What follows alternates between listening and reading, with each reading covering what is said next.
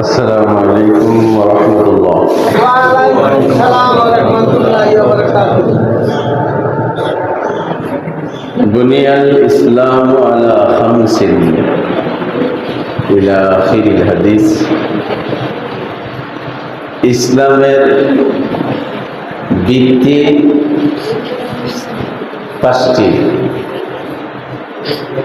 পাঁচটা জিনিসের উপরে ইসলামের ভিত্তি রাখা হয়েছে। ভিত্তি বলা হয় যার উপরে অন্য বড় বড় জিনিস কায়েমটাকে প্রতিষ্ঠিত রাখে। যেমন বিল্ডিং এর মূল ভিত্তি ফাউন্ডেশন, এর উপরে 5 তলা 10 তলা অনেক বড় একটা বিল্ডিং হয়, এর ভিত্তি হলো তার ফাউন্ডেশনটা। ঠিক ইসলাম একটা সার্বজনীন সার্বযৌগিক একটা জীবন ব্যবস্থা, সব কিছু এর অন্তর্ভুক্ত, কিন্তু মূল খুঁটি হলো 5টা। প্রথমে হয়েছে এক আল্লাহ পাকের সাক্ষ্য দেওয়া, আর বিশ্বনবী মুহাম্মদুর রাসূলুল্লাহ সাল্লাল্লাহু আলাইহি ওয়াসাল্লামকে আখিরি জামানার শ্রেষ্ঠ এবং সর্বশেষ নবী হিসাবে স্বীকৃতি প্রদান করা। তিনি শেষ নবী, এরপরে আর কোনো নবী নাই, নবী আসার ব্যবস্থা নাই। 5টা জিনিস ভিত্তি হলেও কেবলমাত্র একটা বিষয়ের উপরে পুরা ইসলামটাকে নির্ভর করা হয়েছে। সুবহানাল্লাহ। যেমন বলা হয় নাই যার রোজা নাই তার ইসলাম নাই, এই কথা বলা নাই, বরং রোজাকে বলা হয়েছে মুসলমানের ঢাল। ডালটা আত্মরক্ষা হয়, রোজাদার রোজার বিনিময়ে সে নিজের ঈমান আমলকে রক্ষা করে। যাকাতকে বলা হয়েছে সেতু, পুল, সেতু। আয-যাকাতু কান্তারাতুল ইসলাম, আসিয়ামু জুন্নাতুন। হজকে বলা হয়েছে জীবনের সর্বগুনাহ মাফ হয়, হজ্জে মকবুলের বিনিময়ে জান্নাত। কিন্তু নামাজের বেলায় এসে বলা হয়েছে যার নামাজ নাই তার ইসলাম নাই। খুব মনে রাখতে হবে, ইসলামের ভিত্তি 5টা ঠিক আছে, কিন্তু কোন ভিত্তির সাথে এই কথা বলা হয় নাই যে রোজা নাই ইসলাম নাই, যাকাত নাই ইসলাম নাই, হজ নাই ইসলাম নাই। কিন্তু নামাজের বেলায় বলা হয়েছে যার নামাজ নাই তার ইসলাম নাই। পুরা ইসলামটাই নামাজের উপরে নির্ভরশীল। এই জন্যই ইবাদতের ভিতরে সর্বপ্রথম জায়গাটা রাখছে নামাজ, আর বলা হয়েছে নামাজকে জামিউল ইবাদাত। খুব মনে রাখি কথা, সমস্ত রুকন এবং ইসলামকে সমন্বয়কারী ইবাদত নামাজ। ইসলামের ভিতরে যা আছে নামাজের ভিতরে সংক্ষিপ্ত সবকিছু দেওয়া। নামাজের ভিতরে ঈমান আছে না, আল্লাহু আকবার, ঈমানের স্বীকৃতি। নামাজের ভিতরে যাকাত আছে, ফরজ পরিমাণ টাকাটা শরীরে রাখে নামাজ পড়া ফরজ, টাকা লাগবে না ফরজ ডাকতে। যাকাত অর্থের কিছু সমন্বয় করা।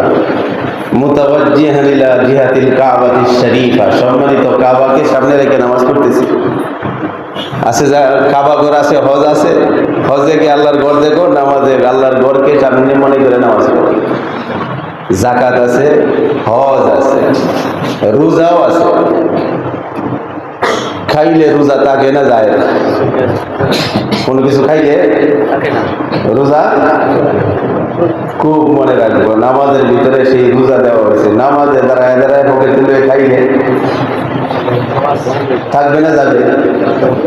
স্বাভাবিকভাবে রোজার জন্য বলা হয়েছে যে নামাজ একটা এরকম ইবাদত যেটা ইসলামের 5টা রুকন সহ সমস্ত রুকনকে সমন্বয় করা হয়েছে, যার কারণে শুধু নামাজের বেলায় বলা হয়েছে যার নামাজ নাই তার ইসলাম নাই। যে নামাজকে ধ্বংস করলো সে যেন গোটা ইসলামটাকে, নাউযুবিল্লাহ। এই জন্য বান্দাকে সাবধান যে কোনো অবস্থায় অন্য সব ইবাদতে ছাড় আছে, নামাজের মধ্যে কোনো ছাড় নাই। সব ইবাদতে কি আছে? ছাড় আছে। রোজা, অসুস্থ মানুষ রোজা মাফ আছে না? আছে না? অসুস্থ মানুষ স্বাভাবিকভাবে রোজা ফরজ। পরে সফরে গেছে, এখানে ইচ্ছা, সে যদি চায় মুসাফিরের অবস্থায় রোজা রাখতে পারে, ইচ্ছা করলে ছাইরেও দিতে পারে, যখন বাসায় ফিরে আসবে আবার রোজাগুলি কাজা করবে। ছাড় দেওয়া আছে। একটা অসুস্থ মানুষ, তার জন্য হজ নাই, যতক্ষণ পর্যন্ত হজে যাওয়ার সামর্থ্য না হবে ততক্ষণ ওটা খরচ হবে না। কিন্তু নামাজ কোনো অবস্থায় ছাড় নেই। একটাই কারণ, যে নামাজ নাই, আল্লাহর নবী বলে তার ভিতরে ইসলাম নাই। আমরা জোরাতারি যে মুহাদ্দিসিনে কেরাম ফতোয়াতে ঠিক রাখতেছি, মনে রাখতে হবে সরাসরি হাদিসের অর্থটা এমনই দাঁড়ায়, যার নামাজ নাই তার ইসলাম নাই। হাদিসের অর্থটা বলি, আসসালাতু ইমাদুদ্দিন, নামাজ হলো ধর্মের খুঁটি। শাব্দিক অর্থ, নামাজ হলো ধর্মের খুঁটি। মান আকামাস সালাতা, যে নামাজকে কায়েম করলো, আকামাদ্দিন, যে পুরা ইসলামকে প্রতিষ্ঠা করলো। ওমান আফসাদাস সালাত, যে নামাজকে নষ্ট করলো, ফাকাদ আফসাদাদ্দিন, সেজন্য গোটা ইসলামকে ধ্বংস করে দিল। বলার উদ্দেশ্য হলো, কোন অবস্থায় নামাজকে ছাড় দেওয়ার সুযোগ নাই। আমরা নিয়ত করতে পারি না যে অতীতে যা গেছে গেছে, সামনে আর ছাড় দিব ইনশাআল্লাহ। আল্লাহর কাছে সাহায্য চাই এবং এইরকম টার্গেট করি, যেভাবেই হোক নামাজকে আমি ছাড় দিব না। কারণ নামাজ ছাড়লে আর ইসলামের দ্বারে কাছে টাকা যায় না। এই জন্য কোরআন শরীফের ভিতরে 82 জায়গায় ডাইরেক্ট নামাজ কায়েম করার কথা বলছে। এক জায়গায় আছে ফাসল্লি, তুমি নামাজ পড়ো, আর সব জায়গায় আছে আকিমুস সালাত, নামাজ কায়েম করো।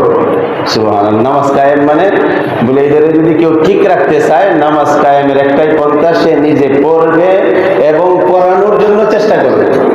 পড়ার কথা বলতে থাকবে, নিজে পড়বে এবং পড়ার কথা বলতে থাকবে। আমরা নিয়ত করতে পারি না? এটা হলো কায়েমের অর্থ। আর যেটা আমরা করতেছি এটা হলো পড়ার অর্থ, পড়তেছি, এটা বলছে একবার। আর 82 জায়গায় বলছে নামাজ কায়েম করো, তুমি নিজে পড়ো এবং পড়ার কথা বলো। নিয়ত করি আরেকটা, যে আমি বলবো ইনশাআল্লাহ। হ্যাঁ, এমন একটা টার্গেট করি। আজকে কি বার? এক সপ্তাহের একটা টার্গেট করি। যারা নামাজ মুখী না, আমি এক সপ্তাহের ভিতরে আমার আপনজন হোক, আত্মীয় স্বজন হোক, মহল্লাবাসী হোক, যে কোনো একজনকে আমি নামাজে উঠাবো, হয় সে মহিলা অথবা পুরুষ। এটা টার্গেট করি। আল্লাহ পাক যেন এই মেহনতের দ্বারা আমার নামাজ কায়েম করার জিম্মাদারিটা আদায় করার